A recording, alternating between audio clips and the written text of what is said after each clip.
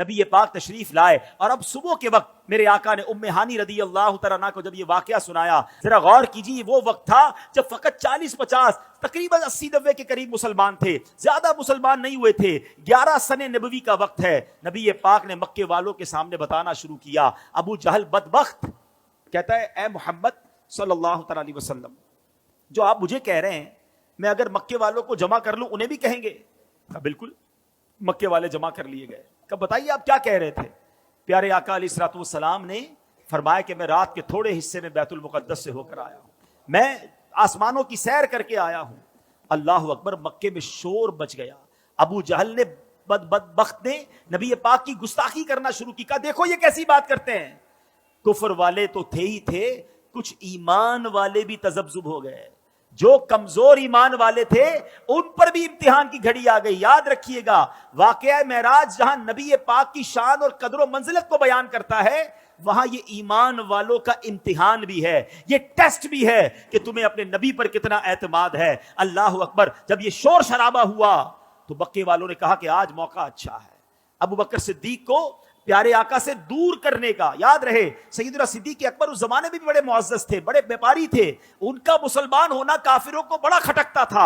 انہوں نے کہا کسی طرح ان کو دور کر دو، اسلام کمزور ہو جائے گا۔ فوراً پہنچے صدیق اکبر کے گھر پر، دروازہ کھٹکھٹایا، دروازہ کھلا۔ کہا ابو بکر تم جانتے ہو تمہارے نبی کیا کہتے ہیں، جن کا تم بڑا نام لیتے ہو، بڑا عجیب دعویٰ کرتے ہیں۔ کہا بتاؤ کیا کہتے ہیں؟ کہا وہ کہتے ہیں کہ رات کے تھوڑے حصے میں میں بیت المقدس سے ہو کر آیا ہوں۔ اچھا یہ اعتراض کیوں تھا؟ پہلے تھوڑا ٹیکنیکلی سمجھ لو۔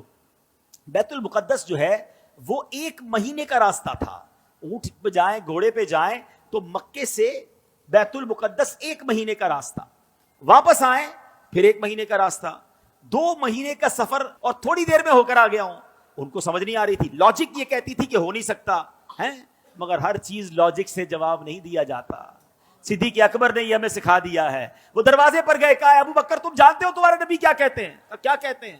کہتے رات کے تھوڑے حصے میں بیت المقدس سے ہو کر آ گیا ہوں۔ کہا واقعی میرے آقا کہتے ہیں؟ ہو سکتا ہے سوال کرنے والے نے سوچا ہو کہ اب تذبذب آ رہا ہے، ہیزیٹیشن آ رہی۔ کہا ہاں تمہارے نبی یہی کہتے ہیں۔ کہا اگر میرے آقا فرماتے ہیں تو حق فرماتے ہیں، سچ فرماتے ہیں۔ کہا اے ابو بکر تم تو بڑے ہوشیار، بڑے عقل مند، تم کیسے یقین سے کہہ سکتے ہو یہ سچ ہے؟ کیا کمال کا جواب دیا۔